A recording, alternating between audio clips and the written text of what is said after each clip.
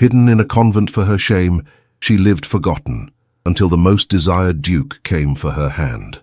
The chapel bells of St. Lysa's convent tolled with finality, as they did every hour, but for Mariel Thorne, each ring was a reminder of her imprisonment. Kneeling in prayer, her long chestnut tresses concealed beneath a plain linen veil, she appeared the model of piety, yet her eyes, green as moss with flecks of gold, betrayed an unquenched spirit. "Sister Mariel," a stern voice interrupted her contemplation, "your penance awaits in the scriptorium." The abbess Iridel Vane stood in the doorway, her posture rigid as the stone walls surrounding them. Her blue-ice gaze swept over Mariel with familiar disappointment. "Yes, Reverend Mother," Mariel murmured, rising with practiced grace. Her fingers unconsciously sought the amber cord at her wrist, her sole possession, her mother's final gift. As she followed the abbess through chilled corridors, Mariel could feel the weight of whispers trailing behind her. 5 years had not dulled the convent's memory of her arrival, disheveled, weeping, branded with shame. "The girl who disgraced her family," they still murmured, "hidden away where her sin cannot taint others." In the scriptorium, Mariel took her place at the wooden desk, where manuscripts awaited her steady hand. She alone among the novices possessed the patience for such detailed work. The irony was not lost on her, that her shame had birthed such beauty. "You shall complete these pages before Vespers," Abbess Vane instructed, laying a hand heavily upon Mariel's shoulder. "And remember, child, tomorrow the bishop visits. Your behavior shall be exemplary." "As you wish, Reverend Mother," Mariel answered, bowing her head. Left alone, she dipped her quill and began the painstaking work.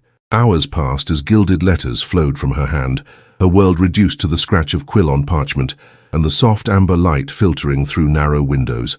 When the door suddenly burst open, Mariel's hand jerked, sending ink spattering across her morning's work. "Sister Elitha," she gasped, seeing the young novice's flushed face. "Forgive me," Elitha whispered, eyes wide with excitement, "but the most extraordinary thing has happened. A carriage bearing the Valecrest crest has arrived." Mariel's quill slipped from her fingers. "The Duke of Valecrest here?" "Indeed, and he has requested to speak with the abbess immediately." A murmur had already begun rippling through the stone corridors, the nuns whispering behind cupped hands. Duke Darian Valecrest, the most eligible nobleman in the realm, whose name alone caused hearts to flutter at every ball and gathering. What business could a duke have at St. Lysa's? Mariel wondered aloud, her voice barely audible. "They say," Elitha whispered, leaning close, "that he seeks a donation for the chapel repairs." She hesitated, then added, "But Sister Constance overheard the abbess say your name." The blood drained from Mariel's face. "My name? That cannot be." Before Elitha could respond, the chapel bell tolled, summoning all to afternoon prayers. But as Mariel rose to follow, the door swung open once more. There stood Sister Maudlin, the abbess's most trusted attendant. "Sister Mariel," she announced, her thin lips barely moving, "the Reverend Mother demands your presence in the visitors' parlor. At once." Mariel's hand flew to her amber cord. "Me? But I—" "At once," Sister Maudlin repeated, her voice cutting like winter wind. The corridors seemed to stretch endlessly as Mariel followed, aware of curious eyes tracking her passage. What could a duke possibly want with a forgotten woman, hidden away for her shame? The parlor door loomed before her, heavy oak that seldom opened to the outside world. Sister Maudlin knocked once, then stepped aside. "Enter," came the abbess's voice, sharper than Mariel had ever heard it. Gathering what courage remained to her, Mariel pushed open the door. Sunlight flooded the normally dim chamber, momentarily blinding her. When her vision cleared, she found herself facing 3 figures. The abbess, standing like a sentinel, Father Alderic Wynne, the kindly priest whose visits brought rare comfort, and between them, a tall man whose very presence seemed to command the air in the room. The Duke of Valecrest turned, and his grey slate eyes met hers with an intensity that stole her breath. "Miss Thorne," he said, his voice deep and clear as a chapel bell. At last, the moment stretched between them like a thread of fate, taut and trembling. Mariel could not look away from those penetrating grey eyes that seemed to see through every wall she had built around her heart. "Your Grace," Abbess Vane interjected, her voice cutting through the silence. "As I was explaining, Sister Mariel has taken preliminary vows. Her path is with the church now." The Duke's gaze never left Mariel's face. "Preliminary, you say? Not final, then?" A flush crept up Mariel's neck. She had never seen a man so imposing, yet there was something in his countenance, a controlled urgency that stirred forgotten feelings within her. "Miss Thorne," Duke Valecrest continued, taking a step toward her, "forgive this intrusion, but I've travelled far to speak with you on a matter of great importance." Abbess Vane moved between them with practiced swiftness. "Whatever matters exist between you must be conducted with proper supervision, Your Grace."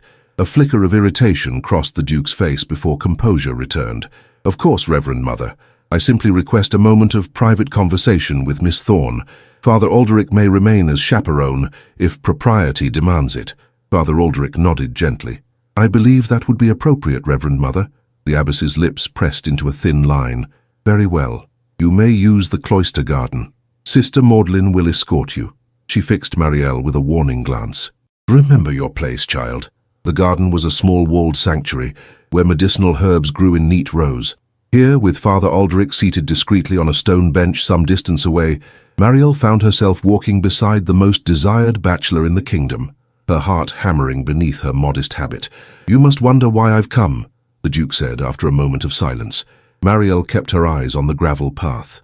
"I cannot imagine what business Your Grace could have with someone like me." "Someone like you?" There was a strange note in his voice. "And who precisely do you believe yourself to be, Miss Thorne?" The question startled her. No one had asked for her thoughts in years. "I am no one, Your Grace, a forgotten soul." He stopped abruptly, causing her to halt beside him. Forgotten? Perhaps by some, but not by all. Mariel dared to glance up. The Duke was studying her with an expression that might have been tenderness, had such a thing been possible. "Miss Thorne." "Mariel," he said, his voice lowered. "I have spent the past 3 months searching for you." Her fingers instinctively tightened around her amber cord. "Searching, but why would—" "Because I made a promise to your mother before she died." The world seemed to tilt beneath Mariel's feet. "My mother, she died when I was 16, before I came here." "Indeed?" His eyes softened. "Lady Elaine Thorne was my father's closest friend. On her deathbed she extracted a vow from him to watch over you. When he passed last winter, that vow fell to me." Tears threatened at the corners of Mariel's eyes. "Then you know about my disgrace." Something flashed in the Duke's expression. Anger, perhaps, but not directed at her. "I know what the world believes, but more importantly, I have discovered what truly happened 5 years ago." Mariel's breath caught. "What do you mean?" The Duke glanced toward Father Alderic, then back to her. "I have found evidence, Miss Thorne, documents proving your innocence in the matter that sent you here." A rush of emotion, hope, fear, disbelief washed over her. "That cannot be. My own father testified—" "Your father was deceived, as was the entire family." The Duke lowered his voice further. "Your cousin Roland orchestrated everything. The compromising situation, the witnesses, the scandal, all to ensure he would inherit your father's estate instead of you." Mariel's knees weakened. She reached for the nearest bench, sinking onto it as the weight of this revelation pressed upon her. "It cannot be," she whispered, though in her heart pieces long scattered began to align. "How could you possibly know this? Your cousin kept records. In his arrogance, he documented every step of his plan." The Duke's jaw tightened. "When he attempted to blackmail a business associate of mine using similar tactics, the truth emerged." Father Alderic approached then, his kind face grave. "The Duke came to me first, child. I have seen the evidence myself." Mariel looked between them, trembling. "Even if this is true, what difference does it make now? My family disowned me. My reputation is destroyed." "Not destroyed," the Duke said firmly. "Stolen. And what is stolen can be reclaimed." He knelt before her then, a gesture so unexpected, so contrary to his station, that Mariel gasped. "Miss Thorne," he said, his voice resonating with conviction, "I have come to take you from this place, to restore your name and honor, if you will permit it." Before she could respond, the garden gate swung open. Abbess Vane stood there, her face a mask of cold fury. "This interview is concluded," she announced. "Sister Mariel, return to your duties at once." As Mariel rose, the Duke stood also, his height and presence somehow making the formidable abbess seem diminished. "We shall speak again, Miss Thorne," he promised softly. But as Mariel was led away, she heard the abbess's chilling words to Father Alderic. "Prepare the chapel. Her final vows will be administered tomorrow." Night fell over St. Lysa's convent, bringing with it a frigid silence broken only by the rhythmic chanting of evening prayers. But for the first time in 5 years, Mariel Thorne did not find peace in the familiar rituals. Her mind swirled with the Duke's revelations that her disgrace had been manufactured, her exile orchestrated by treachery. Locked in her sparse cell after Compline, she sat on the edge of her narrow bed, running her thumb over the smooth amber cord at her wrist. Could it truly be possible? Had she suffered all these years for a lie? A soft knock interrupted her thoughts. Warily she approached the door. "Who is there?" she whispered. "It is I, Father Aldrich." The priest's gentle voice came muted through the heavy wood. "May I speak with you, child?" Mariel glanced anxiously at the corridor beyond. The abbess forbade any visitors. "I come not as a visitor, but as your confessor." A pause. "Please, Mariel. Time is short." She opened the door cautiously. Father Aldrich slipped inside, his usually serene features tense with urgency. "You must listen carefully," he whispered, taking her hands in his aged ones. "The Duke has not departed as the abbess believes. He remains at the village inn, determined to prevent tomorrow's ceremony." Hope fluttered in Mariel's chest like a captive bird. But how? The abbess has decreed. The abbess has exceeded her authority. Father Aldrich's amber eyes gleamed in the candlelight. Forced vows are no vows at all in the eyes of God or church law. The Duke has sent for the bishop himself, with evidence of your innocence and the abbess's machinations. Mariel sank onto the bed, overwhelmed. Why would he do this? Risk so much for someone like me? Father Aldrich's expression softened. "I have known Duke Valecrest since he was a boy. He is a man of unflinching honor, who despises injustice above all things." He hesitated, then added more quietly, "And I believe he sees in you something rare and precious." A flush warmed Mariel's cheeks. "That cannot be. He barely knows me." "Sometimes, child, the heart recognizes what the mind has yet to understand." The priest pressed something into her palm, a folded piece of parchment. "From his grace. Read it, then burn it. I shall return before dawn." After Father Aldrich departed, Mariel unfolded the note with trembling fingers. The Duke's handwriting was bold yet elegant, much like the man himself. "Miss Thorne, by the time you read this, I will have set in motion all that is needed to secure your freedom. Trust Father Aldrich implicitly. He will guide you when the moment arrives. Know this, whatever you may have been told, you are not forgotten. You are not disgraced. And if you will allow it, I intend to prove this truth to you and to the world. Your servant in this and all things, Duke Valecrest." Tears spilled onto the parchment, blurring the ink.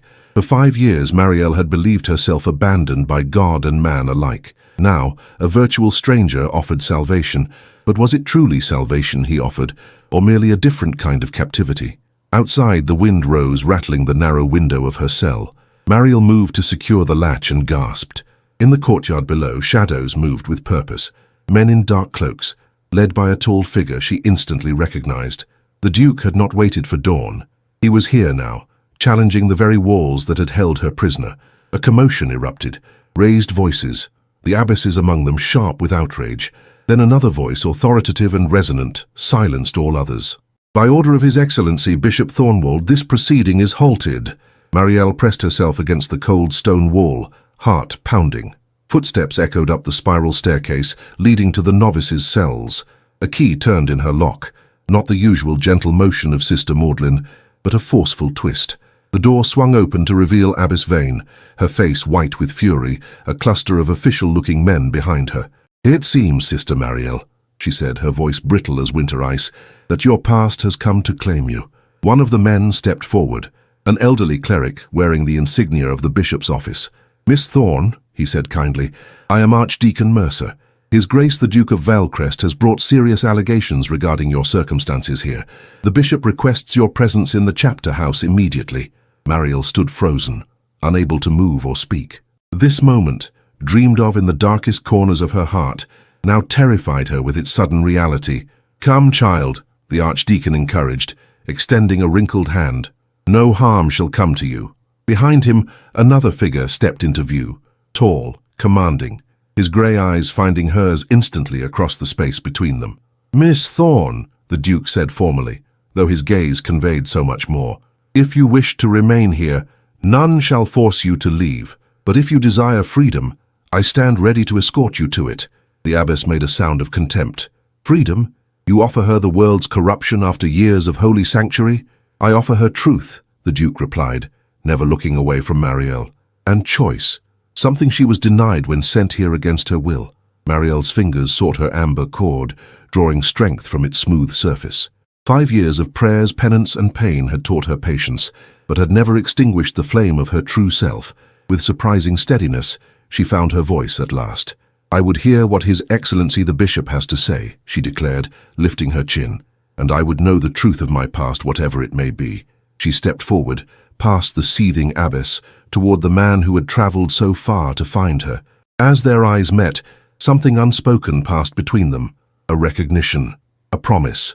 And for the first time since entering St. Lisa's gates, Mariel Thorne felt the stirrings of hope. The chapter house of St. Lisa's stood silent as a tomb despite the congregation within. Ancient stone walls, which had witnessed centuries of devotion, now bore witness to a most unusual tribunal.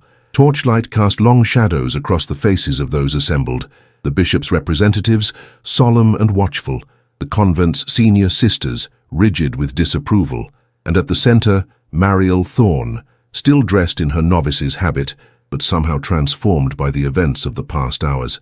Bishop Thornwald himself, a man of 70 years with eyes that missed nothing, sat in the abbess's chair. Beside him stood Duke Valecrest, his tall figure emanating controlled power.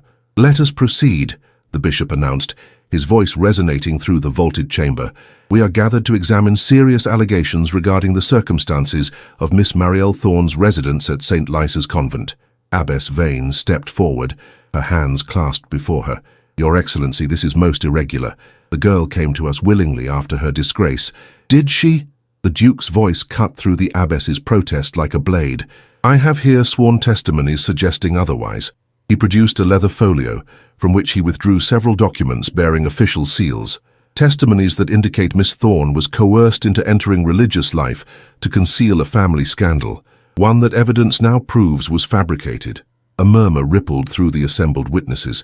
Mariel felt the weight of every gaze upon her, but found herself drawn only to the Duke's unwavering presence. He stood as her champion, yet she barely knew him beyond this day. The bishop examined the documents carefully, his expression grave. "These papers suggest a disturbing conspiracy, Your Grace, but I must hear from Miss Thorne herself." He turned kind eyes to Mariel. "My child, tell us how you came to St. Lisa's. Speak freely without fear." Mariel took a deep breath, her fingers instinctively finding the amber cord at her wrist. For 5 years she had buried her story beneath layers of shame and penance. Now truth demanded voice. "I was 16, she began, her voice soft but clear in the hushed chamber.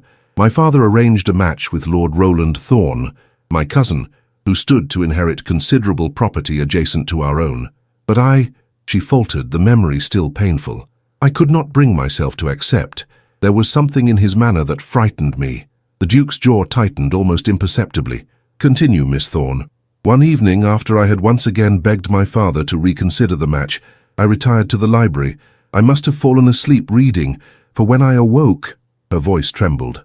"Lord Roland was there, his clothing disheveled, calling for the servants. My father entered to find us alone, and Roland claimed I had invited his advances." "A lie," the Duke stated flatly. "Yes," Mariel whispered, "but one I had no way to disprove." Within a day, it was decided I would enter the convent to avoid further scandal. I was told it was God's will, my penance for bringing shame upon my family. Bishop Thornwald's expression darkened. "And at no time did you freely choose the religious life?" "I chose obedience, Your Excellency." Mariel met his gaze steadily, as I had been taught was a daughter's duty. Father Alderic stepped forward. "If I may speak, Your Excellency." At the bishop's nod, he continued. "I have served as confessor to this child for 5 years. Never once has she expressed a true vocation. She has served dutifully, but without the divine calling that makes such service a joy rather than a sentence." The abbess made a sound of disapproval. "Sentiments can be deceptive, Father. Many novices struggle before finding true commitment." "Perhaps," the bishop agreed, "but true vocation cannot be forced, nor can valid vows be taken under coercion."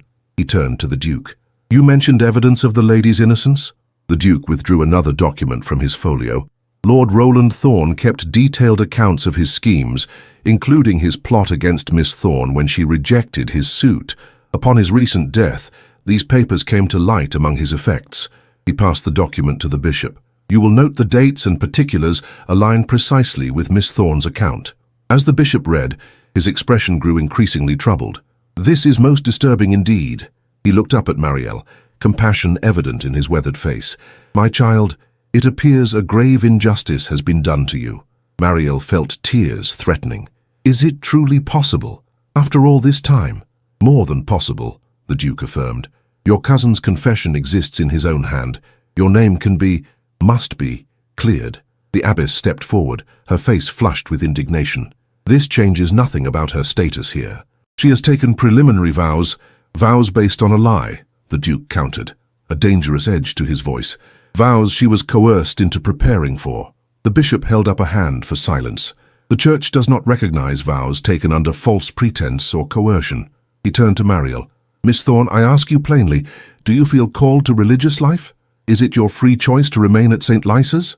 The question hung in the air like incense. Mariel felt the weight of 5 years pressing upon her. Years of silent service, of prayers that brought no peace, of dreams abandoned. "I have tried, Your Excellency," she answered honestly. "I have prayed for such a calling. But," her voice grew stronger, "my heart has never found its home within these walls." The bishop nodded slowly.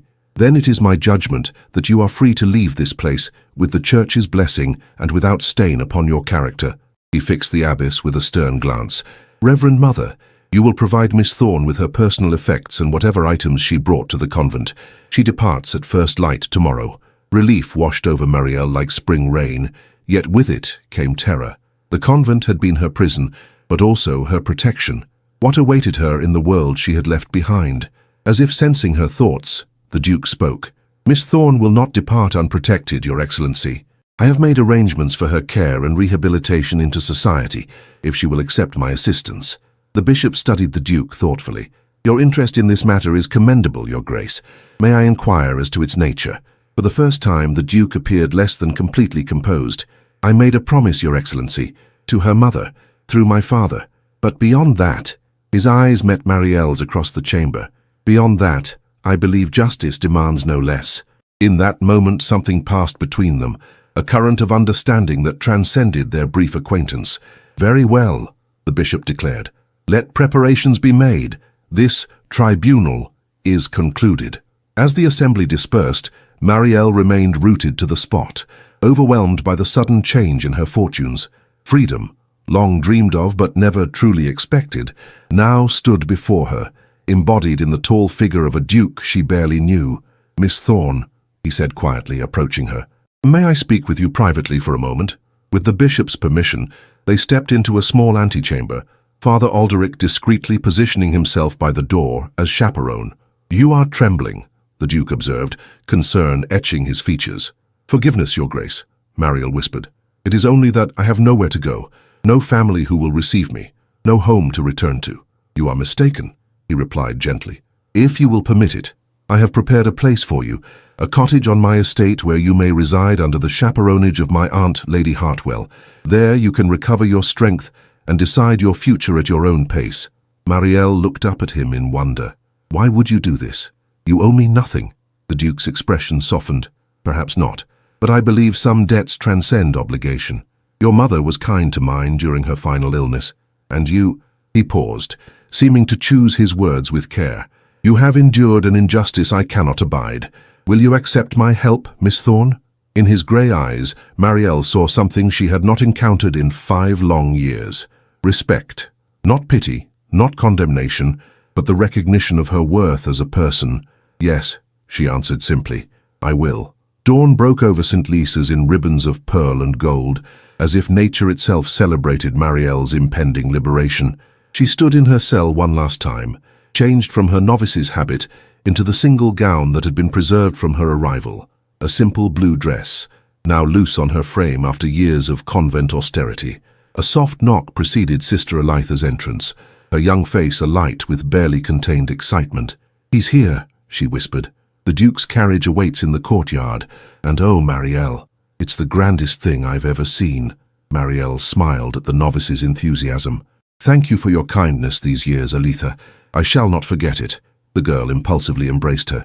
"I shall pray for your happiness. We all will, except perhaps the abbess," she added with a mischievous glint. With a last glance at the sparse cell that had been her world, Mariel gathered her meager belongings. The blue dress she now wore, a prayer book, a small wooden comb, and of course the amber cord forever at her wrist. Father Alderic waited to escort her down the winding stone stairs. "Are you ready, my child?" "I believe so," Mariel replied, though her heart fluttered like a captured bird. "Father, may I ask you something?" "Of course." "The Duke, what manner of man is he truly?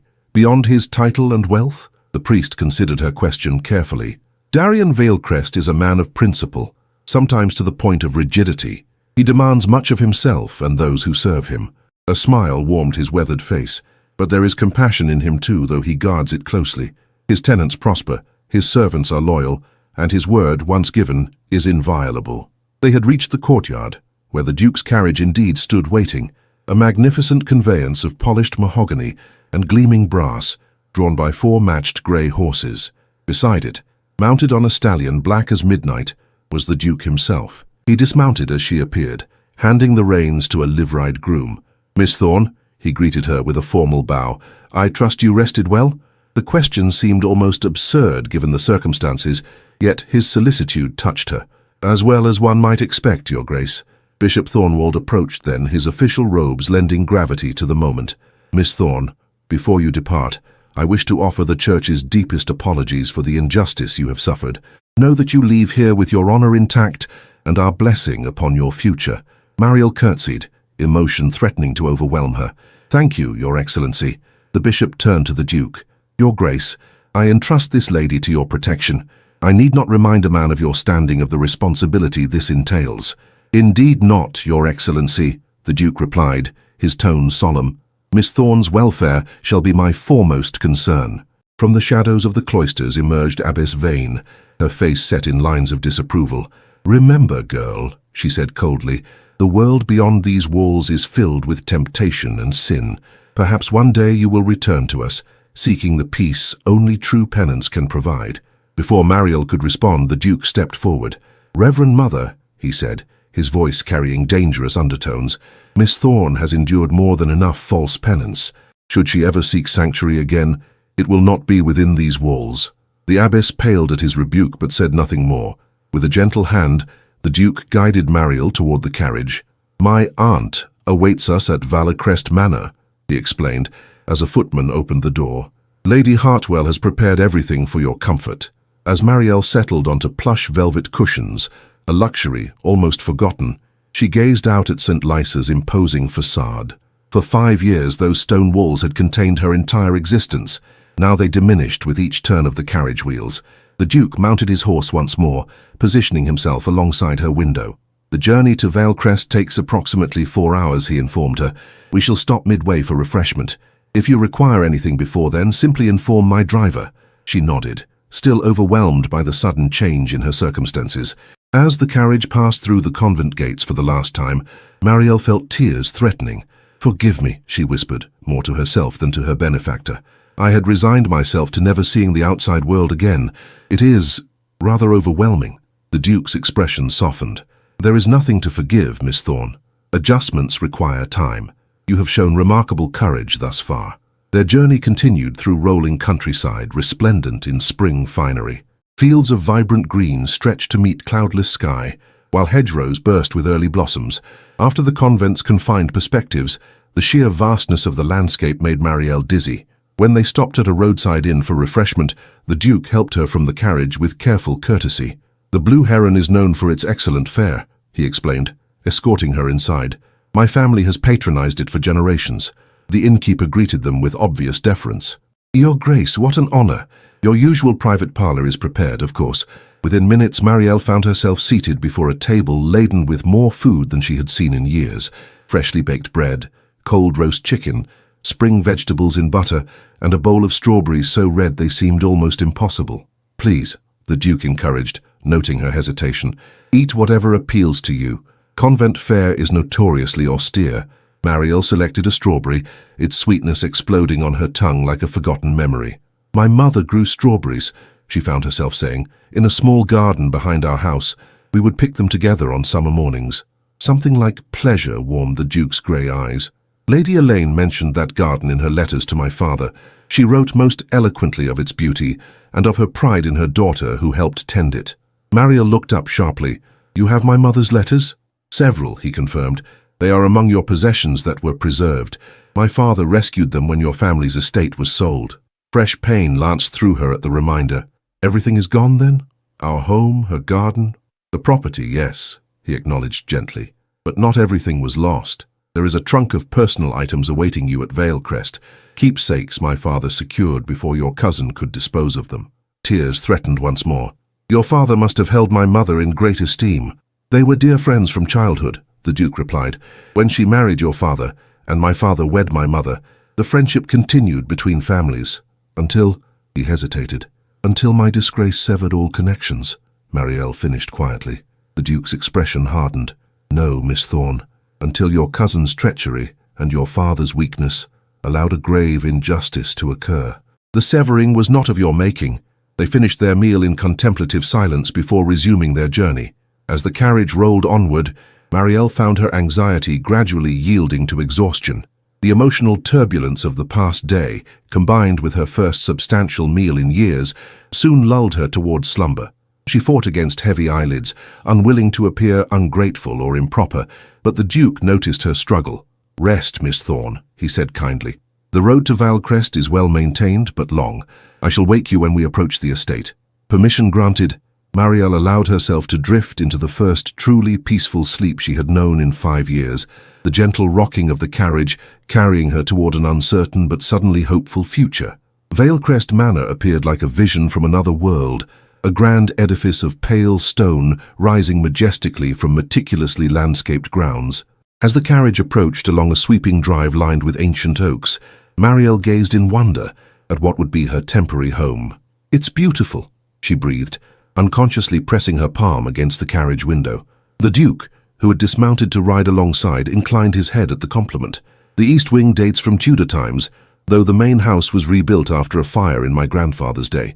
Mariel noted servants assembling on the broad steps leading to the entrance, their livery immaculate, their posture expectant. They've gathered to welcome you. And you, he corrected. Word of your arrival has preceded us. I should warn you, Miss Thorne, that my aunt is something of an enthusiast when it comes to projects, as she calls them. Before Mariel could inquire further, the carriage halted and the door swung open. The Duke offered his hand, which she accepted with cautious gratitude, stepping down onto the gravel drive. A distinguished woman of perhaps 60 years detached herself from the receiving line and approached with regal bearing. Her silver-streaked hair was arranged fashionably beneath a cap of Brussels lace, and her eyes, the same remarkable grey as the Duke's, sparkled with undisguised interest. "So this is your rescued maiden, Darian," she declared, inspecting Mariel with frank appraisal. Good bone structure, excellent posture, despite those dreadful convent years. Yes, I believe we shall manage splendidly." The Duke cleared his throat. "Aunt Lavinia, may I present Miss Mariel Thorne? Miss Thorne, my father's sister, Lady Hartwell." Mariel curtsied as gracefully as her limited practice allowed. "I am honoured to make your acquaintance, Lady Hartwell, and most grateful for your hospitality." Lady Hartwell's face softened. "The honour is mine, my dear. Any daughter of Elaine Thorne is welcome at Valecrest." She linked her arm through Mariel's. "Now you must be exhausted after such an ordeal. Let me show you to your quarters. I've had the blue suite prepared. It has the loveliest morning light." As they ascended the steps, the Duke called after them, "Aunt, perhaps Miss Thorne might wish to rest before dinner?" Lady Hartwell waved a dismissive hand. "Of course she shall rest. Do you imagine I mean to parade the poor girl about immediately? Really, Darian, for such a clever man, you can be remarkably obtuse about female necessities." Mariel glanced back to see the Duke's lips twitch in what might have been amusement before he turned to confer with his steward. Inside, Valecrest Manor revealed itself as both grand and surprisingly inviting. Sunlight streamed through tall windows, illuminating rich carpets and elegant furnishings that somehow avoided ostentation. "The family portraits are in the long gallery," Lady Hartwell explained as they ascended a sweeping staircase.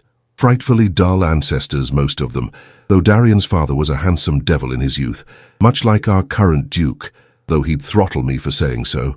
Mariel found herself warming to the older woman's direct manner. After years of careful silences and veiled meanings at the convent, such frankness felt refreshingly honest. The blue suite proved to be a set of connecting rooms decorated in various shades of azure and cream. A sitting room opened into a bedchamber dominated by a magnificent canopied bed, beyond which lay a dressing room and private bathing chamber. "I hope it will serve," Lady Hartwell said, watching Mariel's overwhelmed expression. "The cottage Darien mentioned is being prepared, but it requires some refurbishment. You'll stay here until it's ready, unless you prefer it here. You're welcome to remain at the manor indefinitely, you know." Mariel turned in a slow circle, taking in the opulence around her. "This is far more than I expected, my lady. I wouldn't wish to impose—" "Nonsense! Valecrest has 38 bedchambers. It's positively indecent for Darien and me to rattle about the place alone." Lady Hartwell rang for a maid, who appeared so promptly she must have been waiting just outside. "This is Agnes. She'll be your lady's maid during your stay." The maid, a pleasant-faced young woman, curtsied. "Welcome to Valecrest, miss. I've taken the liberty of ordering some suitable garments," Lady Hartwell continued. "Nothing elaborate yet, just some basic necessities until we can have a proper wardrobe commissioned." Mariel touched her faded blue dress self-consciously. "You're very kind, my lady, but I cannot accept such generosity. I have no means to repay—" "Did my nephew not explain?"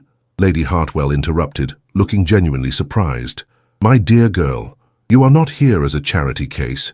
You are here as the daughter of Elaine Thorne, to whom this family owes a debt that cannot be repaid with mere clothing and shelter." Seeing Mariel's confusion, the older woman's expression softened. "Perhaps you should rest now.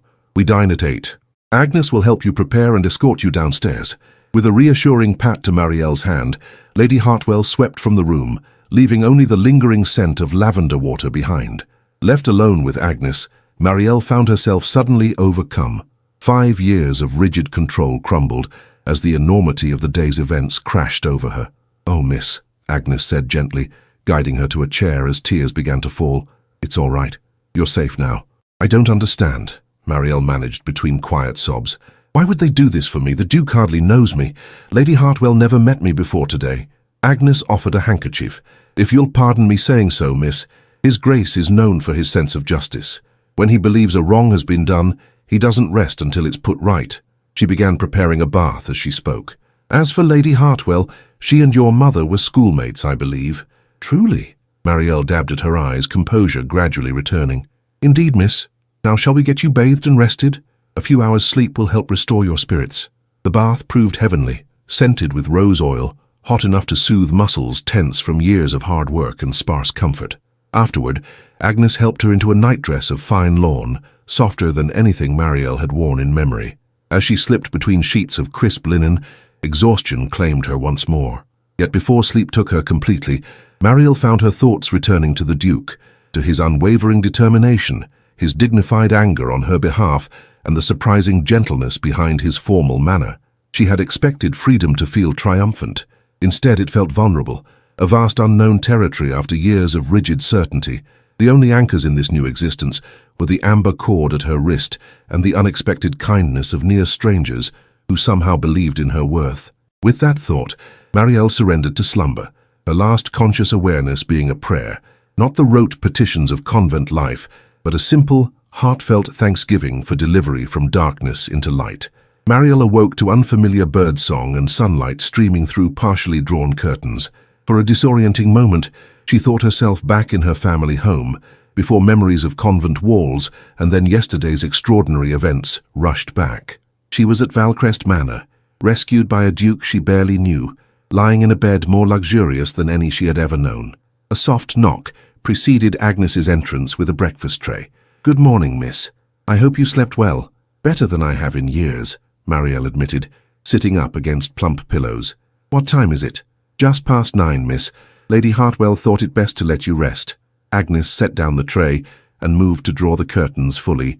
"His Grace has been up since dawn, but Lady Hartwell rarely appears before 10. The breakfast tray held delicacies Mariel had almost forgotten existed: freshly baked rolls with butter and honey, sliced fruits, a pot of chocolate. After years of thin porridge and stale bread, such abundance seemed almost sinful. "I've laid out a day dress for when you're ready," Agnes continued, opening the wardrobe to reveal several gowns in modest but fashionable styles. "Lady Hartwell sent to the village dressmaker yesterday. These are ready-made pieces she adjusted overnight. Proper gowns will take time, of course." Mariel touched the sleeve of a moss-green muslin, marveling at its softness. "It's overwhelming. I've worn nothing but a novice's habit for so long. If I may say so, miss, the green will complement your eyes beautifully. Once dressed, with her chestnut hair arranged in a simple but elegant style, Mariel hardly recognized her reflection. The gaunt, shadowed face of the convent had begun to yield to something softer, more alive. Agnes escorted her downstairs, through corridors adorned with priceless artwork and ancient tapestries. They encountered no one until reaching a sunny morning room where Lady Hartwell sat writing letters. "Ah, there you are, my dear." The older woman set aside her pen. "I trust you slept well. You certainly look more refreshed. Green suits you admirably." "Thank you, my lady." Mariel curtsied. "For everything, the clothes, the room, your kindness." Lady Hartwell waved away her gratitude. "Nonsense. Now Darian has been pacing the terrace for the past hour, pretending to read correspondence but actually watching for your appearance. Shall we put him out of his misery?" Before Mariel could respond, Lady Hartwell had risen and led her through French doors onto a stone terrace overlooking spectacular formal gardens. The Duke stood at the balustrade, his tall figure silhouetted against the morning light. He turned at their approach, and Mariel saw something flicker in his expression, surprise perhaps, or appreciation, before his features composed into their usual reserve. "Good morning, Miss Thorne," he greeted her, bowing formally. "I trust you found your accommodations comfortable." "Exceedingly so, Your Grace. I am most grateful." Lady Hartwell rolled her eyes. "Goodness, such ceremony. Darian, the girl isn't a foreign diplomat. Miss Thorne, my nephew may appear forbidding, but I assure you he can manage civil conversation without titles when the occasion warrants." A hint of colour touched the Duke's cheekbones. "Aunt Lavinia, perhaps Miss Thorne might enjoy seeing the gardens. The spring blossoms are at their peak." "An excellent suggestion." Lady Hartwell smiled slyly. "Though I suddenly recall correspondence requiring my attention. You wouldn't mind escorting Miss Thorne yourself, would you, Darian?" The Duke offered his arm to Mariel. "It would be my honor if Miss Thorne is amenable." Mariel placed her hand lightly on his sleeve, acutely aware of the impropriety such contact would have represented in her previous life. "I should like that very much, Your Grace." They descended marble steps into a garden that rivaled Eden. Stone pathways wound between beds of tulips and narcissi, while ancient trees provided dappled shade. In the distance, a fountain sparkled in the sunlight. "It's magnificent," Mariel breathed, "like something from a painting. My mother designed much of it," the Duke explained, his voice warming slightly. "She had a particular gift for creating natural harmony." As they walked, Mariel sensed he wished to speak of something specific, but was hesitant to begin. She waited patiently, accustomed to silence from her convent years. Finally, he cleared his throat. "Miss Thorne, there is a matter we must discuss regarding your future." Her heart quickened with apprehension. "Yes, Your Grace. I have taken certain steps toward restoring your reputation and securing your position in society." He led her to a stone bench beneath a flowering cherry tree. "With your permission, I intend to make public the evidence of your cousin's treachery and your subsequent wrongful confinement." Mariel sat very still, watching petals drift down around them. "To what end, Your Grace?" "Justice," he replied simply. "Your name has been tarnished by lies. It deserves to be cleared by truth." "And if I prefer to leave the past buried?" she asked softly. 5 years have passed. Society has forgotten me." His grey eyes studied her with surprising gentleness. "Forgotten, perhaps, but not erased. You deserve the opportunity to reclaim your place if you wish it." "My place," she repeated. "I'm not certain such a thing exists anymore. My family home is sold, my father remarried and living abroad, my reputation in tatters. Your reputation can be restored." The Duke's voice carried absolute conviction. "As for your circumstances, my aunt and I have discussed this at length. We propose that you remain at Valecrest, under her chaperonage, while we reintroduce you to society gradually." Mariel looked down at her hands, so long occupied with prayer books and illuminated manuscripts, now resting in the lap of a gown finer than any she had owned before her disgrace. "Why would you do this? You have fulfilled any obligation to my mother by rescuing me from St. Lisa's." For the first time, the Duke seemed at a loss for words. He rose, taking a few steps away before turning back to face her. "Miss Thorne, Mariel," he said, using her given name for the first time, "what was done to you offends everything I hold sacred. Truth, justice, honor. I cannot rest while the architects of your suffering remain unpunished, and your own life remains diminished by their actions. Justice for me seems to consume you," she observed quietly.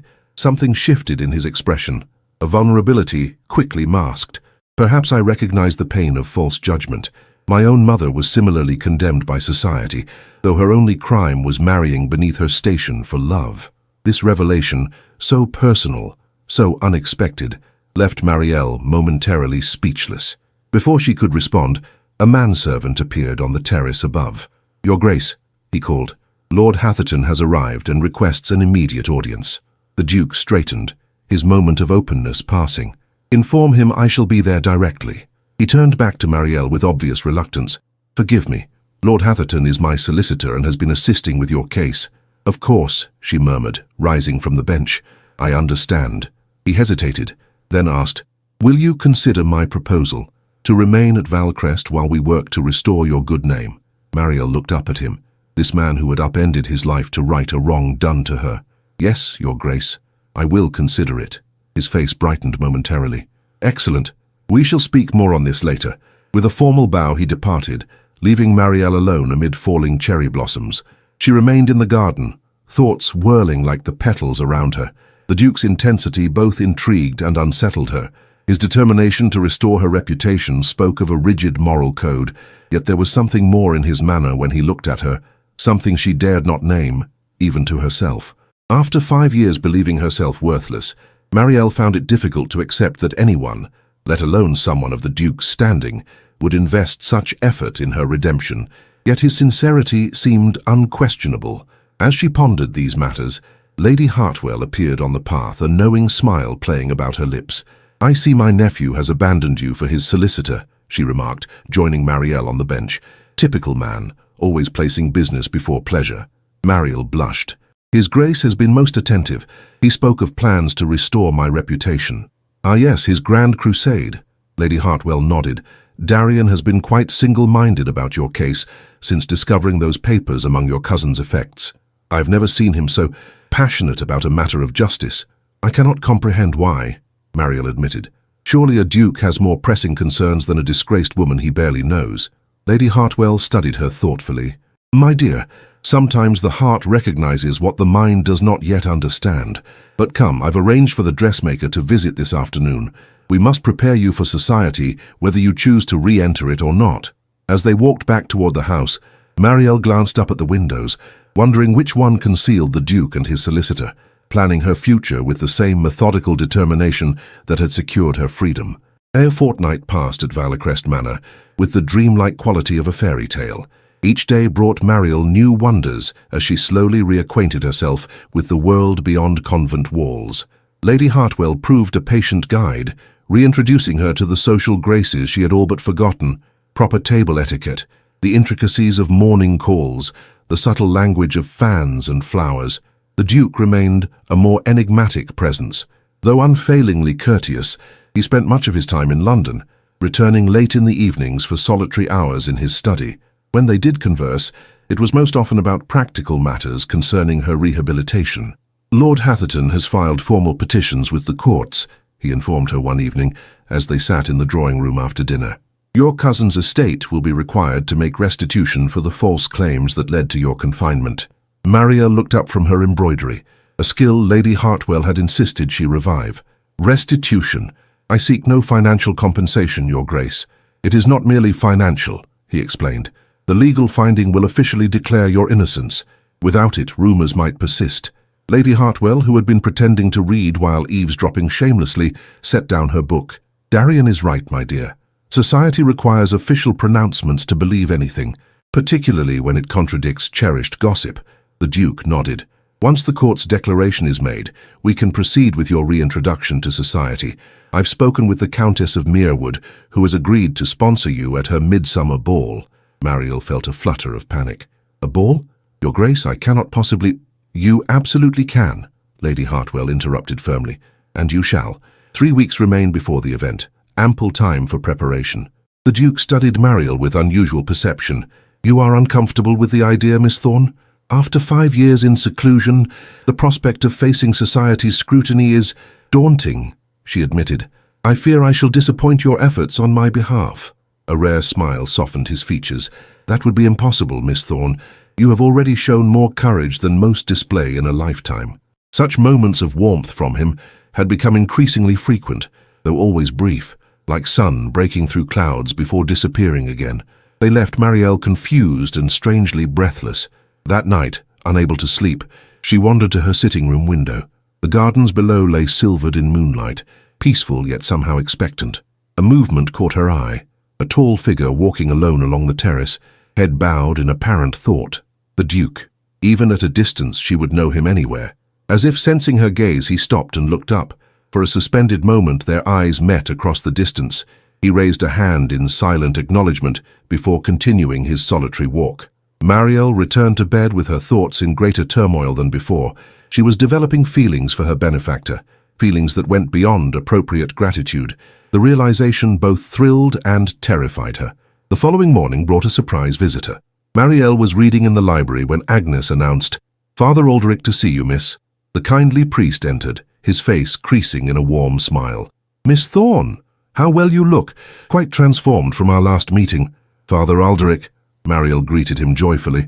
"What brings you to Valecrest?" "His Grace invited me," the priest explained, taking the seat she offered. "He thought you might appreciate a familiar face as you adjust to your new circumstances." They spoke easily of her life at Valecrest, her improving health, Lady Hartwell's kindness. But Mariel sensed the priest had more to discuss. "There is another reason for my visit," he eventually admitted. "I bring news that may distress you, though perhaps it should not." Mariel set aside her teacup. "What news, father?" "Your father has written to the convent, inquiring after you. It seems word of your departure has reached him abroad." A dull ache formed in Mariel's chest. "After 5 years of silence, he suddenly remembers my existence?" Father Aldrich sighed. "I believe guilt is a powerful motivator, my child. His letter expressed regret for his hasty judgment. Did the abbess inform him of my whereabouts?" "She would have, had she known them." A twinkle appeared in the priest's amber eyes. "Fortunately, I intercepted the correspondence. I told him only that you had been released into honorable protection, as evidence had emerged clearing your name."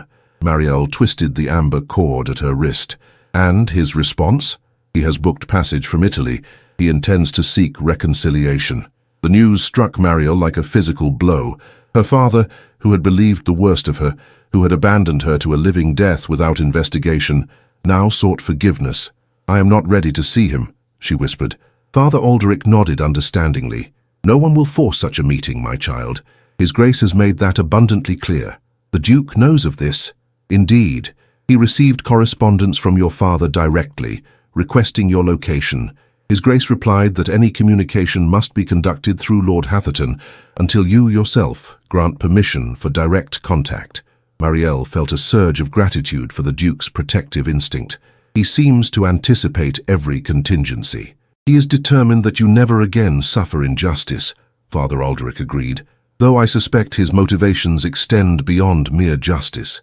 Before Mariel could question this cryptic observation, the library door opened to admit the Duke himself. He stopped short at seeing Father Aldrich. "Forgive the intrusion," he said formally. "I was not aware you had company, Miss Thorne." Father Aldrich rose. "Not at all, Your Grace. I was just informing Miss Thorne of recent developments." "Regarding her father, I presume?" The Duke's expression hardened slightly. "I hope you assured her that she is under no obligation to receive him." "I did indeed," the priest confirmed, "though ultimately such decisions rest with Miss Thorne alone." The Duke's gaze shifted to Mariel. "Of course, I would never presume to dictate your choices in this or any matter." Something in his tone made her wonder if they were still discussing her father. "Thank you, Your Grace. Your consideration has been extraordinary." Father Aldrich glanced between them, a knowing look crossing his features. "I should take my leave. The bishop expects me back by evening." After the priest's departure, the Duke remained, seemingly reluctant to leave Mariel alone with her thoughts. "Your father's reappearance must be unsettling," he ventured at last. Mariel moved to the library window, gazing out at the gardens without really seeing them. 5 years of silence, then suddenly he seeks reconciliation when my name is to be cleared. The timing seems convenient. You suspect mercenary motives. I don't know what to suspect anymore." She turned back to face him. "I once believed him incapable of sending me away as he did. Now I find myself questioning everything I thought I knew." The Duke approached, stopping a respectful distance away. "If I may offer an observation, Miss Thorne, sometimes people act against their better nature when influenced by stronger personalities. Your cousin appears to have been most persuasive in his deceptions." "You defend my father?" Mariel asked, surprised. "I merely suggest that human weakness does not always equate to malice. Whether that merits your forgiveness is entirely your decision." His insight struck her forcefully. Despite his somewhat rigid exterior, the Duke possessed a nuanced understanding of human frailty. "You are wiser than your years would suggest, Your Grace." A hint of a smile touched his lips. "Experience rather than wisdom, Miss Thorne. I have witnessed similar dynamics within my own family." Before she could respond, Lady Hartwell's voice called from the corridor. "Mariel, are you in the library? The modiste has arrived for your final fitting." The Duke stepped back. "I shall not keep you from such important matters." With a formal bow, he departed, leaving Mariel to ponder their conversation as she prepared for yet another step in her transformation from forgotten novice to restored gentlewoman. The day of the Countess of Merewood's midsummer ball arrived with alarming swiftness. As darkness fell across Valecrest Manor, Mariel stood before her mirror, scarcely recognizing the elegant young woman reflected there. Her gown, Lady Hartwell's most extravagant commission yet, was fashioned of pale green silk that shimmered like water with each movement. Cut modestly high in front in deference to her recent circumstances, it featured delicate embroidery that echoed the amber cord she still wore at her wrist, now artfully incorporated into her ensemble as if it were a deliberate accessory rather than a cherished memento. "You look absolutely enchanting," Lady Hartwell declared, entering the room in a rustle of dark blue taffeta. "Darian will be speechless when he sees you." Mariel blushed. "His Grace has seen me daily for weeks now." "Not like this, my dear." The older woman adjusted a curl that had escaped Mariel's carefully arranged coiffure. "Tonight, he will see you as London society will, a beautiful young woman of impeccable character, ready to reclaim her rightful place." Anxiety clutched at Mariel's stomach. What if I disgrace myself? It has been so long since I attended any social function. Nonsense. You've been practicing for weeks. Besides, the Countess has been briefed on your situation. She will ensure you are properly introduced and treated with respect. Lady Hartwell patted her cheek affectionately. "And Darian will remain at your side throughout the evening." This last assurance, meant to comfort, only increased Mariel's nervousness. The Duke's constant proximity would heighten her awareness of every potential misstep. When they descended the grand staircase, the Duke awaited them in the entrance hall. Resplendent in formal black evening wear, a single diamond pin glinting at his cravat, he looked every inch the aristocrat he was. His eyes widened almost imperceptibly as they fell upon Mariel. "Miss Thorne," he said, bowing deeply, "you are the very picture of grace this evening." "Thank you, Your Grace," she replied, cursing her nervousness for the telltale flush she felt rising in her cheeks. Lady Hartwell watched their exchange with undisguised satisfaction. "Well, shall we proceed? The Countess's ball begins at 9, and it would not do to arrive unfashionably early." The journey to Merewood House passed in a blur of anxiety for Mariel. Lady Hartwell attempted to distract her with gossip about expected attendees, while the Duke remained quiet, occasionally offering reassurance with a glance or brief word. "Remember," he said as their carriage joined the queue approaching the Countess's magnificent London residence, "you have nothing to prove to these people. Your presence alone is triumph enough." Merewood House blazed with light, its grand facade illuminated by hundreds of lanterns. Footmen in elaborate livery assisted guests from carriages, while inside, strains of orchestra music beckoned invitingly. As they entered the grand ballroom, Mariel felt a momentary panic. After years of convent silence, the cacophony of music, laughter, and conversation overwhelmed her senses. The Duke, sensing her distress, placed her hand firmly upon his arm. "Breathe deeply," he murmured. "Focus only on what is before you." His steady presence anchored her as they made their way through the crowd toward their hostess. The Countess of Merewood, a handsome woman in her 50s with shrewd eyes and a genuine smile, greeted them warmly. "Miss Thorne, how delighted I am to make your acquaintance at last. Valecrest has spoken of you with such high regard." "You are most kind, Lady Merewood," Mariel responded, finding her social voice with surprising ease. "Not kind, perceptive," the Countess corrected, leaning closer. "Any young woman who has endured what you have and emerged with such dignity deserves society's admiration, not its censure." She patted Mariel's hand. "Now, shall we begin introductions? Several people are quite eager to meet you." What followed was a carefully orchestrated campaign. With the Countess leading and the Duke hovering protectively nearby, Mariel was introduced to select individuals. An elderly Duchess, whose approval could silence even the most vicious gossips. A cabinet minister's wife known for championing worthy causes, the editor of a fashionable ladies' journal. To Mariel's astonishment, she was received not with suspicion, but with interest and even warmth. Word of her story had preceded her, presented in the most sympathetic light, she suspected, by the Duke's careful management. "You are making quite an impression," he observed during a brief moment alone, as they watched dancers whirl about the floor. "Thanks entirely to your preparations," Mariel replied, "and the Countess's endorsement." His grey eyes studied her with unusual intensity. "No, Miss Thorne. While those factors opened doors, it is your own grace that has impressed these people. You have conducted yourself with remarkable poise." Before she could respond, Lady Hartwell approached with a distinguished gentleman in tow. "Mariel, allow me to present Lord Kenilworth, an old friend of your mother's family." Lord Kenilworth bowed elegantly. "Miss Thorne, what a pleasure to see Elaine's daughter restored to society. You have her eyes, you know." Mariel smiled, touched by this connection to her mother. "You knew her well, my lord?" "Since childhood. We grew up on neighboring estates." His expression grew wistful. "She would be immensely proud of you tonight." As Lord Kenilworth engaged her in reminiscences about her mother, Mariel noticed the Duke watching them with an inscrutable expression. When the orchestra struck up a waltz, Lord Kenilworth extended his hand.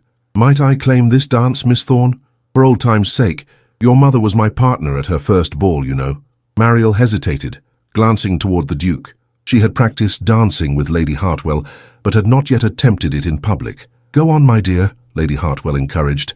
"Kenilworth is an excellent dancer. You'll be quite safe." With one last look at the Duke, whose expression had darkened slightly, Mariel accepted Lord Kenilworth's hand. He led her onto the floor with practiced ease, guiding her through the opening movements of the waltz. "You dance beautifully," he complimented her, "just like Elaine." "Thank you, my lord. Though I fear I am quite out of practice." "Nonsense, you move with natural grace." He glanced across the room to where the Duke stood watching them. "Valecrest has taken quite an interest in your case, I understand." "His Grace has been most generous," Mariel acknowledged carefully. Lord Kenilworth's eyes twinkled. "Indeed, most interesting, given his usual reticence in social matters. The Ton has noticed, you know. There is already speculation about his intentions." Mariel nearly missed a step. "I'm sure I don't know what you mean." "Don't you?" The older man smiled kindly. "My dear, when the most eligible Duke in England dedicates himself to restoring a young lady's reputation, people inevitably wonder why." Before Mariel could formulate a response, the music ended. Lord Kenilworth returned her to Lady Hartwell's side with a courtly bow and a knowing smile. The Duke appeared moments later, his expression carefully controlled. "Are you fatigued, Miss Thorne? Perhaps some refreshment would be welcome." As they made their way toward the supper room, whispers and glances followed them. Mariel realized with sudden clarity that Lord Kenilworth had been right. Their every interaction was being observed and interpreted. "People are watching us," she murmured. "People are always watching," he replied dryly. "It is the curse of my position. And now, I have drawn their attention to you as well." The Duke paused, turning to face her directly.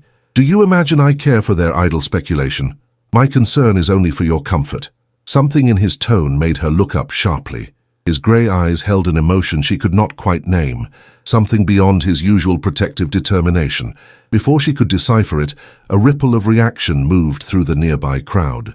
Following the Duke's suddenly rigid gaze, Mariel saw a man entering the ballroom, a man whose features, though lined with age and dissipation, were unnervingly familiar. "Father," she whispered, feeling as though the floor had suddenly tilted beneath her feet. The Duke's hand came to rest lightly at her elbow, steadying her. "He should not be here," he said, his voice low with controlled anger. "The Countess would never have invited him without consulting me first." "Perhaps he was another guest's companion," Mariel suggested, unable to tear her eyes from the man who had condemned her to 5 years of living death. Lord Thorne had not yet noticed them, but it was only a matter of time in the crowded ballroom. Mariel felt panic rising within her. She was not prepared for this confrontation, not tonight when everything had been going so surprisingly well. "Would you like to leave?" the Duke asked quietly. "I can have the carriage brought around immediately." His consideration touched her deeply. "No," she decided, drawing herself up. "I will not flee. I have done nothing wrong." A flash of admiration crossed his features. "As you wish, but you need not face him alone." "Thank you, Your Grace." Mariel took a steadying breath. "I believe I am ready." As if summoned by her words, Lord Thorne turned and saw them. His face paled, then flushed with emotion as he began making his way through the crowd toward them. The Duke's hand moved from her elbow to rest lightly against the small of her back. a gesture both protective and subtly possessive. Together, they stood their ground as Mariel's past approached to confront her present and perhaps determine her future. Lord Thorn approached with halting steps, his once proud bearing diminished by age and evident anxiety. His eyes, so like Mariel's own, darted between his daughter and the Duke, uncertainty written across features that had grown haggard in the years since she'd last seen him. "Mariel," he said, his voice barely carrying over the orchestra. "My child." The Duke's hand remained steady at Mariel's back, a silent reminder of his support. Around them, conversations hushed as nearby guests sensed the drama unfolding. "Father," Mariel acknowledged, surprised by the steadiness of her own voice. "I did not expect to see you here." Lord Thorn glanced nervously at the Duke. "Your Grace, might I request a moment alone with my daughter?" "That is entirely Miss Thorn's decision," the Duke replied, his tone carrying the weight of his position. "I remain at her disposal." Mariel appreciated his deference to her wishes. "We may speak here, Father. His Grace has my complete confidence." Her father flinched at this evidence of estrangement, but nodded. "As you wish." He took a shaky breath. "Mariel, I have only recently learned of the grave injustice done to you. Roland's deception. My own unforgivable credulity. I cannot express the depth of my remorse." 5 years, Mariel said quietly. 5 years without a single letter, a single inquiry into my welfare. Lord Thorn's face crumpled. "I believed, God forgive me, I believed what Roland told me, that you had found peace in religious life, that you wished for no contact with the world that had witnessed your disgrace." He swallowed hard. "It was only upon his death, when certain papers came to light, that I began to suspect the truth." The Countess of Merewood materialized at their side, her social instincts alerting her to potential discord among her guests. "Lord Thorn, what a surprise. I don't recall sending you an invitation." He bowed awkwardly. "Forgive the intrusion, Lady Merewood. I accompanied the Barringtons. They mentioned Mariel would be present, and I could not forgo the opportunity to see her." The Countess's eyes narrowed. "While I appreciate a father's concern, perhaps such a reunion might have been arranged in more private circumstances." "Indeed it might," the Duke agreed, his voice carrying a dangerous edge, particularly given Miss Thorn's recent return to society.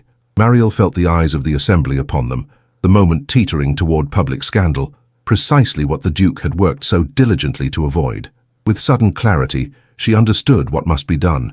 "Lady Merewood," she said, summoning the poise Lady Hartwell had cultivated in her, "might my father and I use your conservatory for a brief conversation? I assure you we shall not abuse your hospitality." The Countess's expression softened. "Of course, my dear, take all the time you need." Mariel turned to the Duke. "Your Grace, I would be grateful if you would accompany us." Relief flickered in his eyes, quickly masked by formal courtesy. "If you wish it." The conservatory stood empty, its lush greenery illuminated by strategically placed lanterns. The music from the ballroom filtered through faintly, creating a dreamlike atmosphere as Mariel faced the man who had once been the center of her world. "You look so like your mother," Lord Thorn said, his voice breaking. "Standing there in that green gown, it might be Elaine herself." "A comparison I do not deserve," Mariel replied. "Mother would never have abandoned her child on another's word." He flinched as if struck. "You are right, of course. Elaine possessed a strength I have always lacked." His gaze dropped to the amber cord at her wrist. "You still wear it. Her last gift to you." Mariel's fingers instinctively moved to touch the smooth beads. "The only possession I was permitted to keep." The Duke, who had positioned himself near enough to intervene if needed, while allowing them some semblance of privacy, spoke. "Lord Thorn, perhaps you might explain what you hope to accomplish by this unexpected appearance." Lord Thorn straightened slightly. "I seek my daughter's forgiveness, though I have no right to expect it. And," he hesitated, "I wish to make what amends I can for the years stolen from her." "Amends?" Mariel repeated. "I have settled a substantial sum upon you," her father explained. "Not as large as your rightful inheritance would have been, but enough to secure your independence. The papers await only your signature." The Duke's expression darkened. "Miss Thorn's financial security has already been arranged through legal proceedings against your nephew's estate. She has no need of belated charity." "It is not charity," Lord Thorn protested. "It is her due, what should have been hers all along."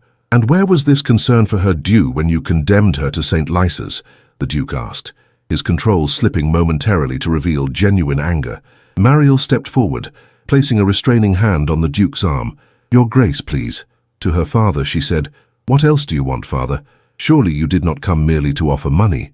Lord Thorn seemed to age before their eyes. I want what any father wants. A chance to know my child again, to see you restored to your rightful place in the world. He glanced at the Duke, though it seems his grace has already accomplished that far better than I could have. A silence fell between them, filled with the weight of years lost and trusts broken. Mariel studied the man before her, this diminished figure so different from the confident father of her childhood. She felt not the burning rage she had expected, but something more complex. Pity mingled with the last vestiges of filial devotion. I cannot give you what you seek tonight, she said at last. 5 years cannot be erased by a single conversation or a settlement of funds. Lord Thorn's shoulders slumped. I understand. However, Mariel continued, surprising herself with the words forming on her lips, I am willing to consider correspondence. Perhaps in time, we might rebuild something of what was lost. Hope flickered in her father's eyes. You would grant me that much? After all I've done or failed to do? The Duke moved subtly closer to Mariel, his presence lending her strength. She offers more clemency than many would in her position, Lord Thorn. I suggest you receive it with appropriate gratitude. Indeed I do, Lord Thorn murmured, bowing deeply to his daughter. More than gratitude, reverence for the strength of character you have shown despite my failings. He straightened, visibly collecting himself. I shall not impose further on Lady Merewood's hospitality, but perhaps, might I call upon you when you are ready? Mariel nodded. Send word through Lord Hatherton. When I am prepared to receive you, he will inform you. Her father accepted this conditional olive branch with surprising dignity. Thank you, Mariel. I shall await your convenience. He bowed once more, then to the Duke. Your Grace, I entrust my daughter to your continued protection, which has proven far superior to my own. With those words he withdrew, leaving Mariel and the Duke alone amid the exotic blooms and trailing vines of the conservatory. Are you unwell? The Duke asked immediately, his formal restraint giving way to genuine concern. That encounter must have been deeply distressing. Mariel drew a shaky breath. I am surprised more than anything. I expected to feel rage upon seeing him. Instead, I felt, she searched for the right word, emptiness, as though he were a stranger wearing a familiar face.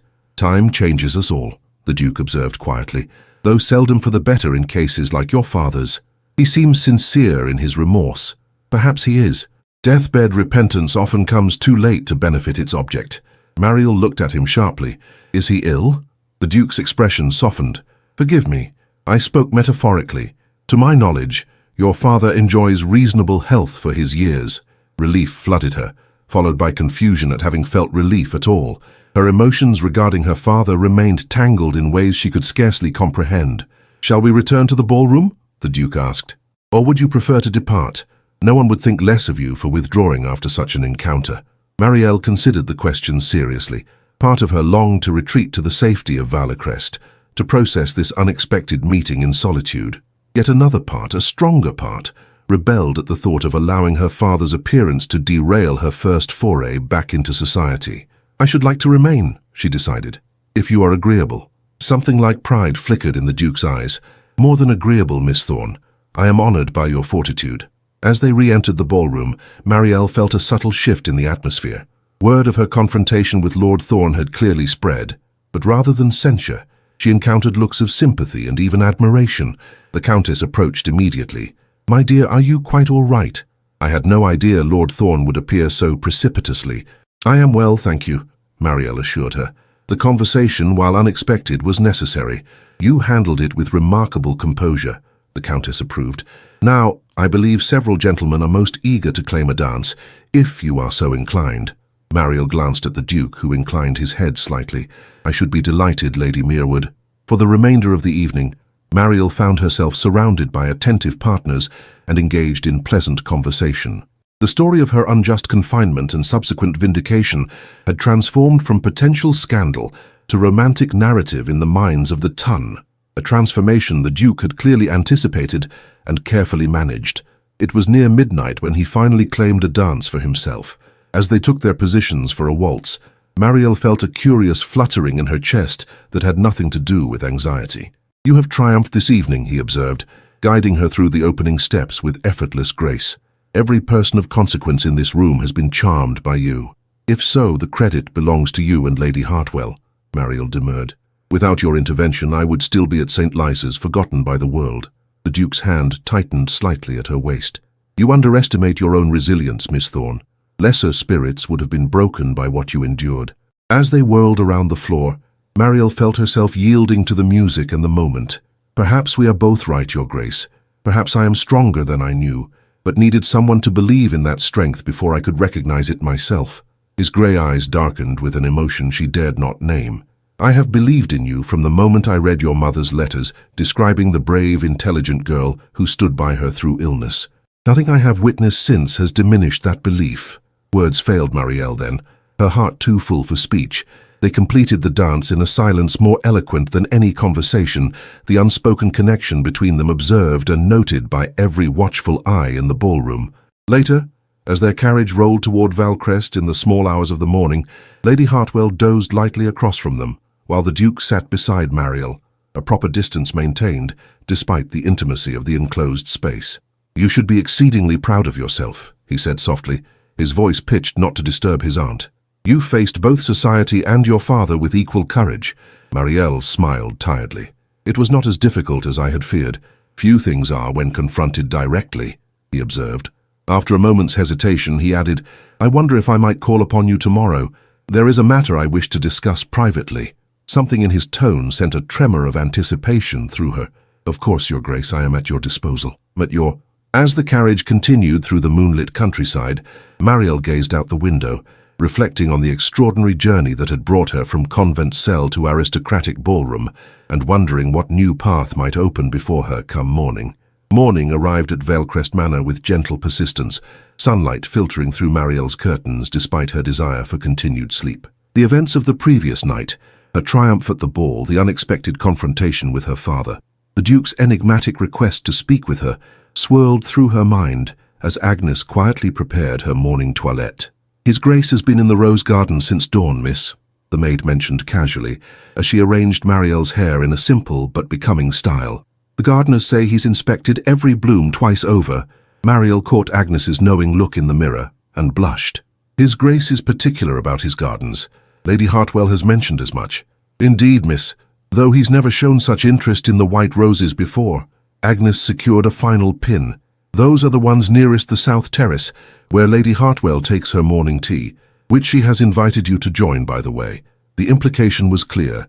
The Duke was lingering near where Mariel would likely appear. The thought sent a flutter of nerves through her stomach as she selected a morning dress of pale blue muslin, simple enough for breakfast at home, yet flattering enough for whatever might follow. Lady Hartwell greeted her on the terrace with a suspiciously satisfied smile. Good morning, my dear. You were the undisputed success of the evening. I've already received 3 calling cards from mothers of eligible sons. Mariel took her seat at the small table, accepting a cup of tea. Surely you exaggerate, my lady. I do not, Lady Hartwell insisted. The ton adores nothing so much as a narrative of unjust suffering nobly endured. You provided them with the perfect romantic tragedy, and now they await the final chapter with bated breath.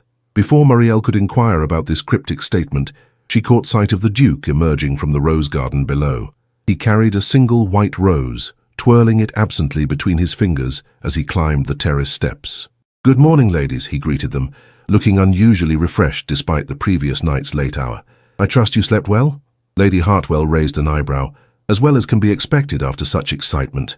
You seem remarkably alert yourself, Darian. A faint smile touched his lips. I find I require less sleep when my mind is engaged with important matters. His gaze shifted to Mariel. Miss Thorne, might I impose upon you for that private conversation I mentioned last night? Perhaps a turn about the gardens when you've finished your breakfast? Of course, Your Grace. Mariel found it difficult to meet his intense gaze and focused instead on the rose in his hand. Following her glance, he extended it toward her. For you, he said simply. Its color reminded me of your gown last evening.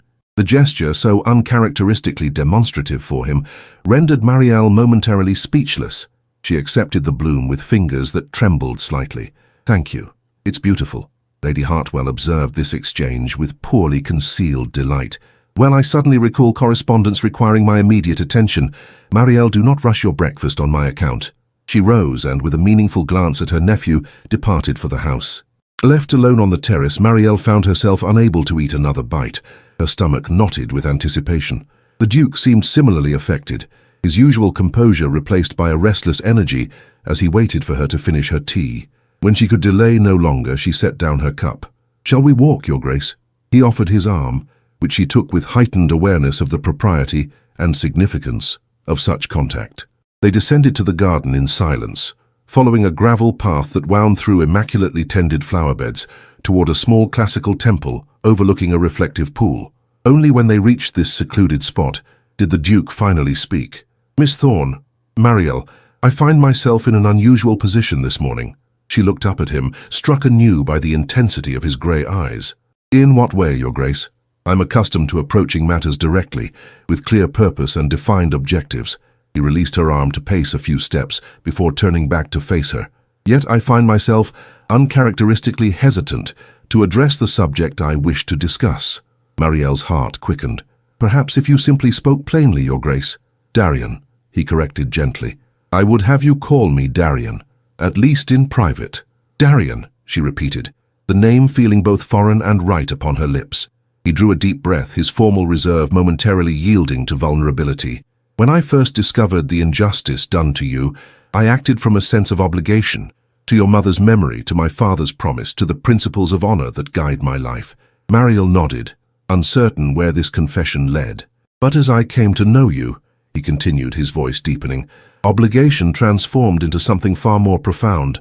Your courage in adversity, your grace despite mistreatment, your fundamental goodness that 5 years of injustice could not dim. These qualities awakened feelings I had not known myself capable of experiencing." He took a step closer, his gaze never leaving her face. "I find, to my astonishment, that I cannot imagine my life without you in it. The house seems empty when you are not present. Conversations lack meaning when you do not participate. Even my gardens," he gestured to the beauty surrounding them, "seem diminished when not viewed through your appreciative eyes." Mariel stood perfectly still, scarcely breathing as his meaning became clear. "I had intended to wait," he admitted, "to allow you more time to adjust to freedom, to society, to possibilities beyond Valecrest. But last night, watching you face your past with such dignity, I realized that waiting served neither of us." He took her hands in his, the touch sending warmth cascading through her. "Mariel Thorne, would you do me the extraordinary honor of becoming my wife?" The words she had scarcely dared to hope for hung in the air between them. Mariel looked into his eyes and saw not pity, not obligation, but something far more precious, genuine love, offered freely by a man who rarely revealed his heart. "Your Grace." "Darian," she began, her voice unsteady. "Are you certain? I bring no fortune, no powerful family connections. My reputation, while legally restored, will always carry whispers of past scandal." His expression softened with tenderness. "Do you imagine I care for such considerations? My fortune is substantial enough for both of us. My connections at court are secure. As for whispers, let them try to whisper against the Duchess of Valecrest." "The Duchess," she echoed, the title simultaneously terrifying and exhilarating.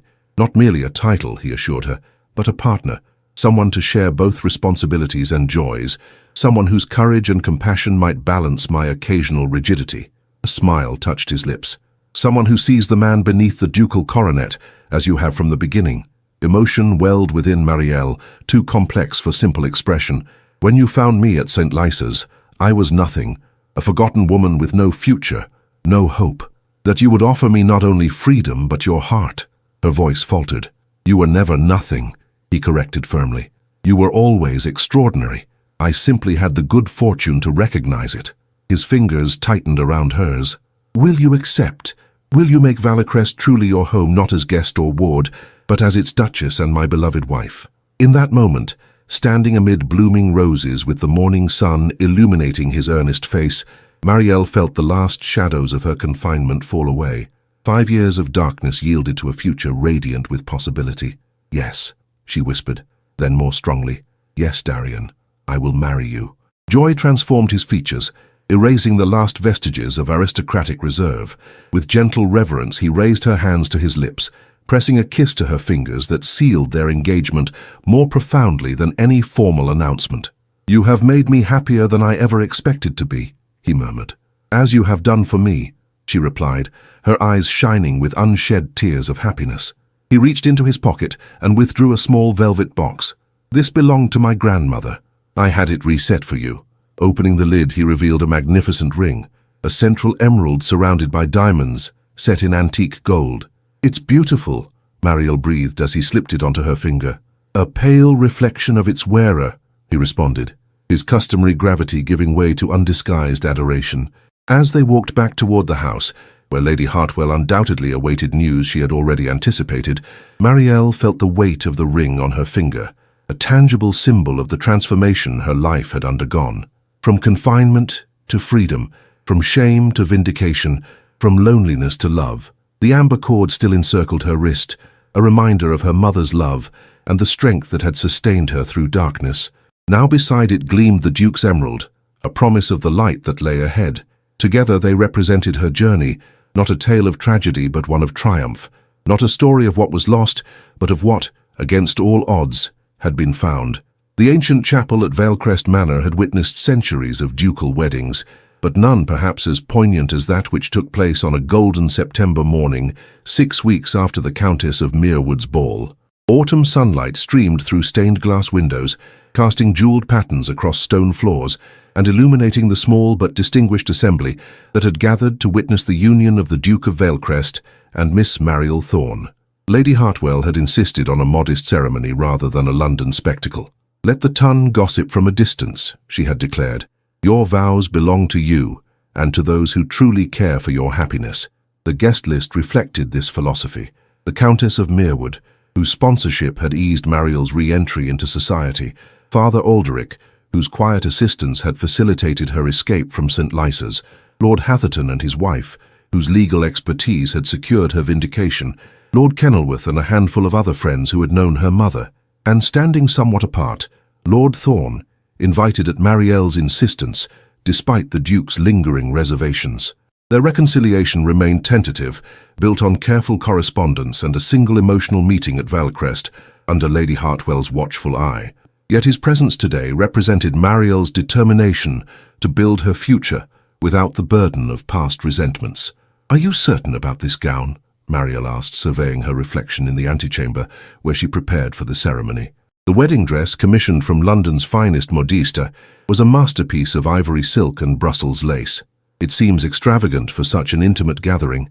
"Nonsense," Lady Hartwell replied, adjusting the delicate veil. "Darian would have dressed you in the crown jewels if I hadn't restrained him. Besides, the simplicity of the ceremony makes the splendor of your appearance all the more striking." Agnes, who had been promoted to lady's maid in recognition of her service, fastened the amber cord securely around Mariel's wrist, where it would remain even during the ceremony, a connection to her mother on this momentous day. "Her ladyship is right, miss," the maid said, blinking back tears. "You look like an angel. His Grace will be speechless." Lady Hartwell checked the clock. "It's time, my dear. Are you ready?" Mariel took a deep breath, her heart full to overflowing. "More ready than I have ever been for anything." The short walk from antechamber to chapel altar passed in a blur of emotion. Mariel registered the admiring murmurs of guests, the gentle strains of the organ, the scent of autumn roses and beeswax candles. But most of all she saw Darian waiting for her, his tall figure resplendent in formal attire, his grey eyes fixed upon her with such naked adoration that she nearly stumbled. Father Alderic conducted the service with evident emotion, his amber eyes shining as he led them through ancient vows, made new by the sincerity with which they were exchanged. When Darian placed the golden band beside his grandmother's emerald on Mariel's finger, his hand was steady but his voice trembled slightly with the depth of his feeling. "With this ring I thee wed," he vowed. "With my body I thee worship. With all my worldly goods I thee endow." The words, traditional yet profound, echoed in the stone chapel as they had for generations of Valecrest dukes. Yet none, perhaps, had spoken them with greater conviction. When Father Alderic pronounced them husband and wife, Darian kissed her with reverent tenderness before the assembled witnesses, a public declaration of private devotion that left not a dry eye in the chapel. The celebration that followed in Valecrest's great hall was as elegant as it was intimate. Crystal sparkled in candlelight, footmen served delicacies on silver trays, musicians played softly in a corner. Yet the true magnificence lay in the transformation visible to all who had known Mariel before. The gaunt convent novice, now a radiant duchess, her natural grace enhanced rather than diminished by her elevated station. "You have made my nephew happier than I have ever seen him," Lady Hartwell confided, watching Darian lead Mariel through their first dance as husband and wife. "And he has done the same for you, I think. He has given me more than happiness," Mariel replied softly. "He has given me myself again, a self I thought lost forever." Later, as evening drew on and guests began to depart, Lord Thorne approached the couple somewhat hesitantly. "Your Grace," he addressed his new son-in-law with careful formality, "might I have a word with you and the Duchess?" Darian's arm tightened protectively around Mariel's waist, but his voice remained courteous. "Of course, Lord Thorne." They withdrew to a small adjoining salon, where Lord Thorne presented them with a velvet pouch. "A wedding gift," he explained, though perhaps restoration would be a more accurate term. Inside lay a delicate necklace of amber beads matching precisely the cord at Mariel's wrist. "It was your mother's," Lord Thorne said, his voice thick with emotion. "The companion piece to your bracelet. I kept it all these years." Mariel touched the necklace with trembling fingers. "I thought it lost with everything else." "I could not bear to part with it," her father admitted. "It was my last connection to Elaine, and to you." He glanced at Darian. "With your Grace's permission, I would fasten it around my daughter's neck on her wedding day."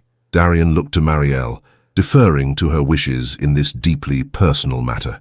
At her slight nod, he stepped back, allowing Lord Thorne to perform this paternal office. As the amber beads settled against her collarbone, Mariel felt a circle closing, not trapping her, as St. Lisa's walls had done, but completing her.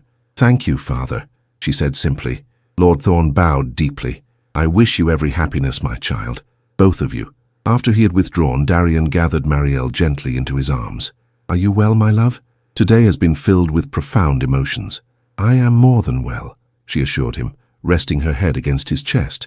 "I am complete in a way I never thought possible." The remainder of the celebration passed in a haze of joy and well-wishes, until at last the time came for the couple to retire. Lady Hartwell, defying convention, embraced Mariel warmly before sending them off. "Be happy, my dears. You have both earned it through trials few could comprehend." Their private apartments, formerly the Duke's, but now expanded and refurbished for two, awaited with welcoming warmth. A fire crackled in the hearth. Candles illuminated the bedroom with soft golden light. Vases of white roses scented the air with subtle fragrance. Alone at last, Darian gazed at his bride with wonder. "I still cannot quite believe you are truly my wife," he confessed, taking her hands in his, "that you chose to entrust your life to me." "How could I not?" Mariel replied softly. "You restored my freedom, my name, my place in the world. You saw worth in me when I had forgotten it existed." "You restored something in me as well," he said, drawing her closer. "Before you, I lived by duty alone. You taught me that duty without love is hollow, a lesson I needed desperately to learn." As moonlight filtered through the windows, joining the candlelight to cast the chamber in a luminous glow, they sealed their union with kisses far more passionate than the chaste one exchanged in the chapel. Years of isolation had not diminished Mariel's capacity for feeling. If anything, it had heightened her appreciation for genuine connection. In Darian's tender yet ardent embrace, she discovered new freedoms beyond those he had already secured for her. The freedom to love and be loved without reservation, to trust without fear, to share body and soul with one who cherished her completely. Later, as they lay entwined in the great canopied bed that had sheltered generations of Valecrest dukes and duchesses, Mariel traced the strong lines of her husband's face with wondering fingers. "What are you thinking?" he asked, pressing a kiss to her palm. "That life holds more blessings than I ever dared to hope," she replied, "and that sometimes the darkest confinement can lead to the most profound liberation." He drew her closer, his arms a sanctuary rather than a prison. "You are remarkable, my love. Many would have emerged from such injustice bitter and broken. You emerged with your capacity for joy intact." "Not intact," she corrected gently. "Transformed. Like amber itself, what begins as vulnerability, when subjected to pressure and time, becomes something precious and enduring." Darian smiled, touching the amber at her wrist and then at her throat, a fitting symbol for the Duchess of Valecrest. As they drifted towards sleep, wrapped in each other's warmth, Mariel reflected on the extraordinary journey that had brought her from St. Lisa's cold cell to Valecrest's ducal bed. The path had been tortuous, marked by suffering she would not wish on anyone, yet it had led ultimately to a happiness deeper and more genuine than she might have known had her life proceeded along its expected course. The convent walls that had confined her body had never truly imprisoned her spirit. The shame others had tried to impose upon her had never truly penetrated her soul, and the love that now surrounded her, Darian's passionate devotion, Lady Hartwell's maternal affection, even her father's tentative reconciliation, proved that no heart is ever truly forgotten when someone cares enough to remember. In the years that followed, as the Duchess of Valecrest became known for her compassionate work with women unjustly confined or abandoned, she would often visit St. Lysa's, not as penitent or prisoner but as patroness.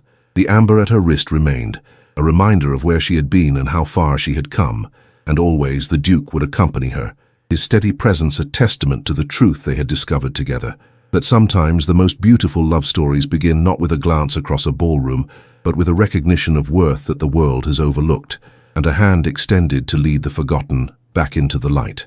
In the shadows of our deepest suffering often lie the seeds of our most profound redemption. Mariel's journey teaches us that true dignity cannot be stripped away by external circumstances. It remains within us, waiting for the courage to reclaim it. The world may forget us, but our worth never diminishes. Sometimes we need another's belief to recognize the strength we've carried all along. Like amber hardened through pressure and time, the human spirit can transform adversity into something precious and beautiful. True justice isn't found in vengeance, but in restoration, not in punishing those who wronged us, but in reclaiming the life that was always rightfully ours. Forgiveness, as Mariel discovered, liberates not just the forgiven, but the forgiver. And perhaps most powerfully, this story reminds us that no one is ever truly forgotten when genuine love exists. Even in our darkest confinements, whether physical or emotional, a hand may reach through the darkness to lead us back into the light, if we have the courage to grasp it. Did Mariel and Darian's journey from injustice to love touch your heart? Subscribe to our channel for more soul-stirring Victorian romances that explore the triumph of the human spirit through love's transformative power. Share your thoughts in the comments below. Which moment in their story moved you most deeply? Was it Mariel's courageous confrontation with her father, Darian's heartfelt proposal, or perhaps the beautiful wedding where past pain yielded to future promise? If you know someone who needs a reminder that being forgotten doesn't mean being without worth, share this story with them. Sometimes the most powerful gift we can give another is the belief that their value remains, waiting to be recognized once more. Thank you for listening from all of us at Victorian Romance Audio Stories. Your support allows us to continue bringing these tales of redemption, courage, and enduring love to life. Until our next journey together, remember that no heart is truly forgotten when someone cares enough to remember.